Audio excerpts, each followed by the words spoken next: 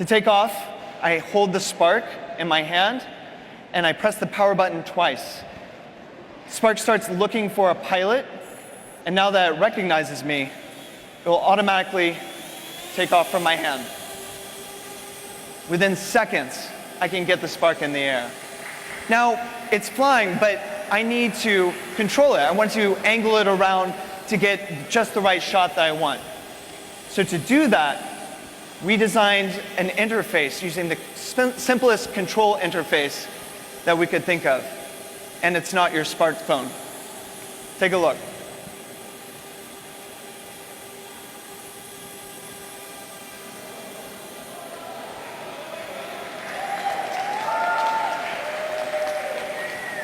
Just using my palm, I can move Spark left, I can move it right, I can use it up and down, I can push it away from me, and I can pull it towards me.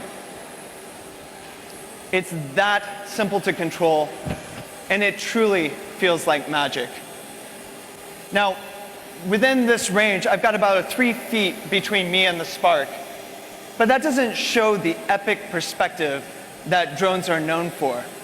So in order to get that perspective, I'm going to tell Spark to fly a little bit further away from me, and I'll do that by waving.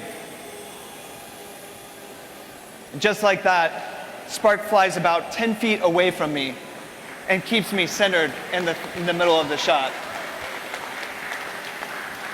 It's fantastic. So I still want to be able to control my shot. This is maybe not the best background. I want to get those chandeliers captured behind me. So I'm just going to move. And Spark is actively tracking me as I move around so that I can choose the right scenery behind me. All right, this is the shot I want. And I'm going to take a picture just by doing this. Just like that, I've taken a picture.